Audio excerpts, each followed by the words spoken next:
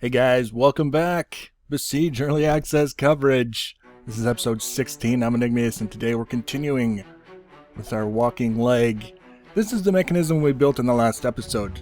Basically, that kind of mimics the motion of a leg that's walking. It has side to side, or I guess front to back motion that allows you to go from one place to another, and up and down motion all at the same time, but because we're restricting the motion at the top, it comes out as more side-to-side motion at the bottom. So we're getting kind of an oval shape instead of just the circle that we're starting with, using a motorized cog to create the initial motion. So what we want to do is come up with something that expands on this mechanism and allows us to ideally create something that eventually walks.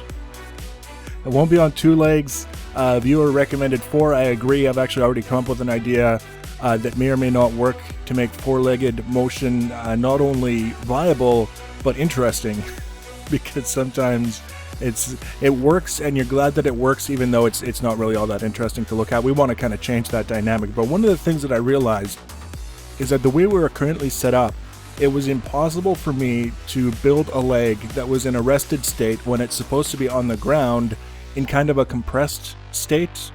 Because we want shock absorbers on these legs. If you stop and think about how much impact your feet go through every day, if you do any real amount of walking, it's pretty enormous. And as we know in Besiege, impact leads to broken components, and we don't want things breaking any earlier than is absolutely necessary. We want them to last a little while. In order to do that, we have to absorb some of that impact somehow.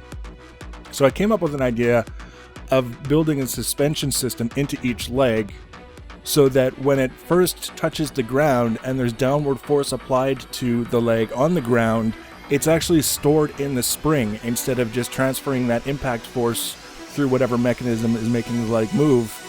And then at the end of that motion, when the foot is about to come off the ground, the spring releases and it actually gives you a little bit of a push, would be nice. That would be kind of, a neat little bonus, but the reality is the primary goal is to absorb that initial impact so that it doesn't break the machine. And in order to do that, we had to change things around so that we could start with the leg in its top position, as high as it's going to go, and then be able to cycle it around onto the ground afterwards when we're getting ready to actually move the machine in the simulation. So in order to do that, we had to move the rails up.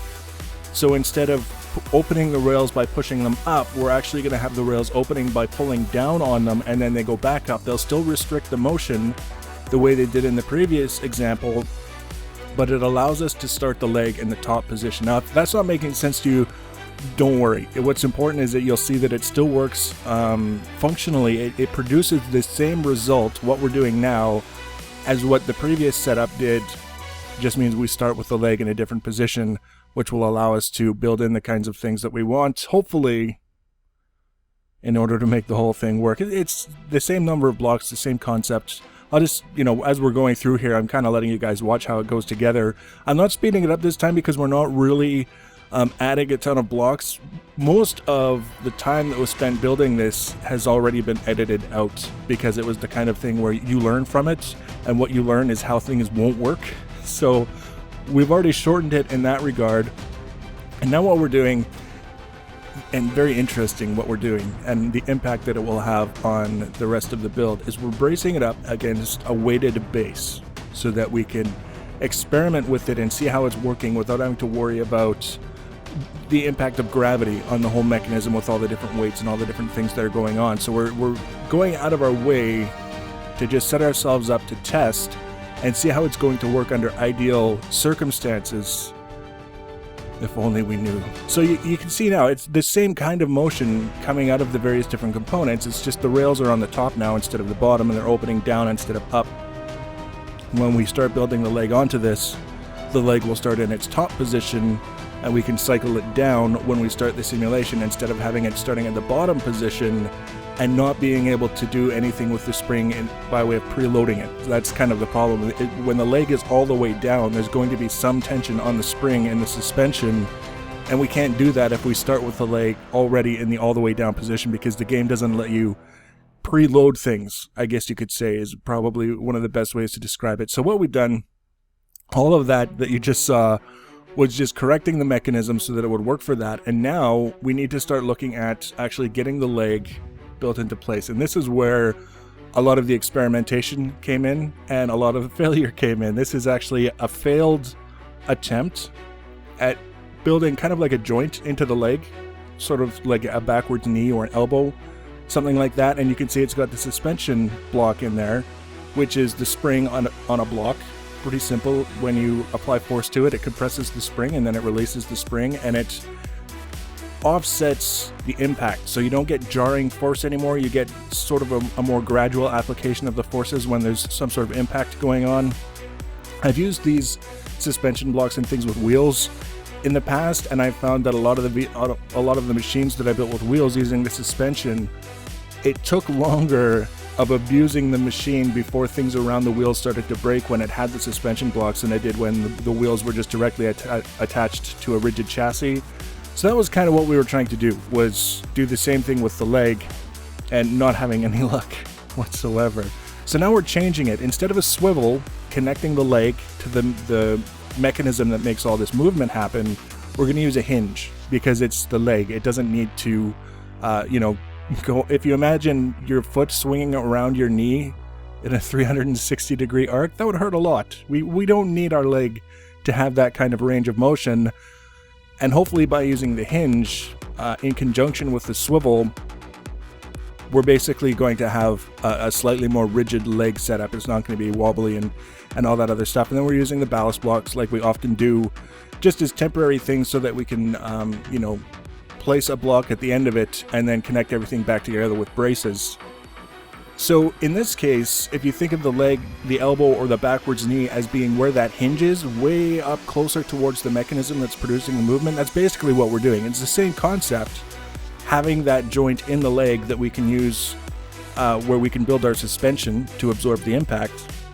It's just happening much higher up, which will hopefully simplify a lot of things that were kind of problematic. But the issue that I was having is that we build this whole leg sort of setup with the suspension spring in it, and then when we would go to test it, the spring wouldn't really compress very much. And I tried all the different settings to the maximum both sides, and there was nothing I could really do, for whatever reason, I thought at the time, to get the spring to compress and demonstrate that it was actually absorbing any of the impact. It always seemed to have kind of this feeling as you're watching it happen that it's just all a rigid system flailing around that was also very heavy and causing all kinds of distortion up higher on the leg, which is, we don't want to see that. We want the rails and the cog and everything attached to them to be fairly rigid. Now you'll also notice I've added more rails at the top.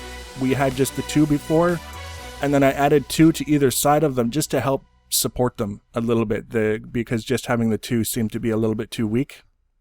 So if you're looking at that top section with all those rails, wondering what the ones on the sides are for, that's all they're doing, is offering a little bit of support to the ones in the middle that are attached to the rest of the moving mechanism.